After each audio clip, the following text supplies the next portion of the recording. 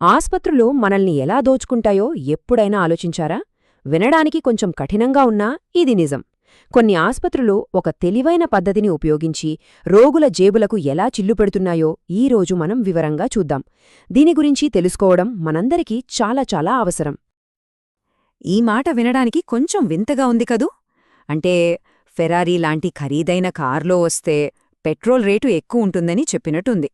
కానీ నమ్మండి, మన హెల్త్ కేర్ సిస్టంలో కొన్నిసార్లు ధరలు ఇలాగే నిర్ణయించబడతాయి. అసలు లాజిక్కే ఉండదు. దీని వెనక ఉన్న అసలు కథేంటో ఇప్పుడు చూద్దాం.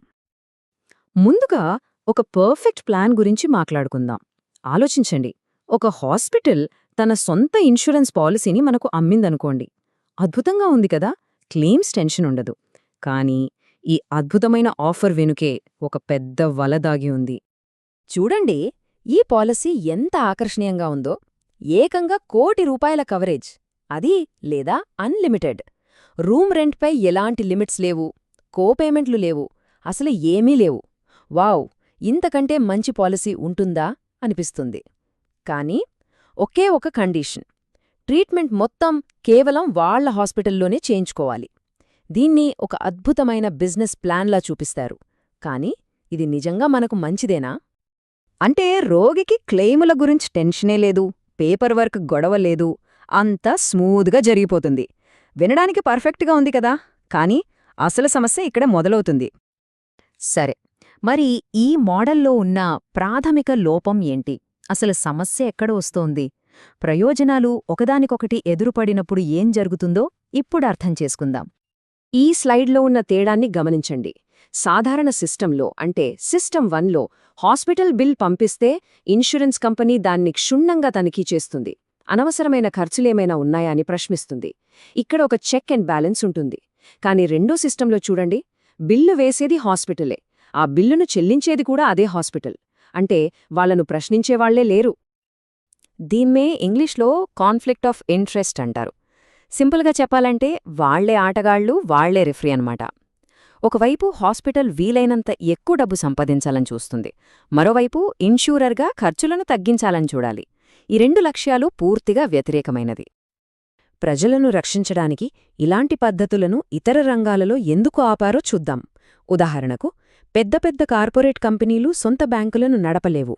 ఎందుకంటే అలా చేస్తే వాళ్లు ప్రజల డబ్బును వాళ్ల సొంత ప్రయోజనాలకు వాడుకునే ప్రమాదముంది. ఇక్కడ కూడా అదే లాజిక్ వర్తిస్తుంది. ఆస్పత్రులు సొంత ఇన్సూరెన్స్ కంపెనీలను నడపడం కూడా అంతే ప్రమాదకరం.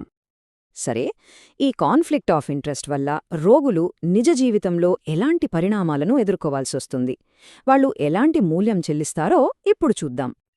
మొదటిది, అతిపెద్ద సమస్య: రోగి ఆ హాస్పిటల్ ఎకోసిస్టంలో పూర్తిగా బందీ అయిపోతారు. అంటే వాళ్లు వేరే డాక్టర్ దగ్గరికి వెళ్లి సెకండ్ ఒపీనియన్ తీసుకునే స్వేచ్ఛను కోల్పోతారు. ఒకవేళ వాళ్లు తప్పుడు రోగ నిర్ధారణ చేసినా లేదా తప్పుడు చికిత్స ఇచ్చినా దాని నుండి బయటపడే మార్గమే ఉండదు. ఇప్పుడు ఒక కీలకమైన ప్రశ్న తలెత్తుతుంది. హాస్పిటల్ ఖర్చులను అదుపులో పెట్టాలనే ఒత్తిడిలో ఉన్నప్పుడు ఒక డాక్టర్ తీసుకునే నిర్ణయం ఎవరికి అనుకూలంగా ఉంటుంది? రోగి ఆరోగ్యానికా లేక హాస్పిటల్ లాభాలకా? ఈ పట్టికను ఒక్కసారి చూడండి. ఇది ప్రోస్టేట్ సమస్యకు అందుబాటులో ఉన్న 2 చికిత్సలను పోలుస్తోంది. మొదటిది పాత పద్ధతిలో చేసే సర్జరీ.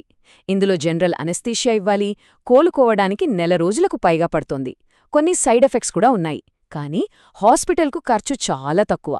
ఇక రెండోది ఆధునికమైన పద్ధతి. ఇది చాలా సురక్షితమైనది, కోలుకోవడానికి అసలు సమయమే పట్టదు. కానీ హాస్పిటల్కు దీని ఖర్చు 5 రెట్లెక్కువ. ఇప్పుడు ఆలోచించండి, హాస్పిటలే ఇన్సూరర్గా ఉన్నప్పుడు డాక్టర్ ఏ చికిత్సను సూచించే అవకాశం ఎక్కువగా ఉంటుంది? ఇక రెండో ప్రమాదం: హాస్పిటల్కు మన ఆరోగ్య సమాచారం మొత్తం తెలిసిపోతుంది. వాళ్ల దగ్గర మన పూర్తి మెడికల్ హిస్టరీ ఉంటుంది. భవిష్యత్తులో మనకు ఏవైనా పెద్ద రోగాలు వచ్చే అవకాశం ఉందని వాళ్లకు అనిపిస్తే చాలు, పాలసీని రెన్యూవల్ చేసేటప్పుడు ప్రీమియంను అమాంతం పెంచేస్తారు. చివరికి ఈ ఒక్క వాక్యం మొత్తం ప్రమాదాన్ని తెలియజేస్తుంది. ఏదైతే మనల్ని రక్షిస్తుందని అనుకుంటామో ఆ కవరేజే మనకొక జైలుగా మారుతుంది. సరే, ఇన్ని సమస్యల గురించి మాట్లాడుకున్నాం కదా, ఇప్పుడు పరిష్కారం వైపు చూద్దాం. ఒక మంచి హెల్త్ ఇన్సూరెన్స్ పాలసీని ఎంచుకునేటప్పుడు మనం ఎలాంటి జాగ్రత్తలు తీసుకోవాలో చూద్దాం. ఏ హెల్త్ ఇన్సూరెన్స్ పాలసీ తీసుకున్నా 3 కనిపించని కండిషన్స్ పట్ల చాలా జాగ్రత్తగా ఉండాలి. మొదటిది రూమ్ రెంట్ లిమిట్స్, రెండోది కొన్ని జబ్బులకు మాత్రమే వర్తించే సబ్ లిమిట్స్, మూడోది కోపేమెంట్ క్లాజ్ అంటే ప్రతి క్లెయిమ్లో కొంత మొత్తం మన జేబులోంచి పెట్టాలి. ఈ మూడింటిని తప్పకుండా చెక్ చేసుకోవాలి.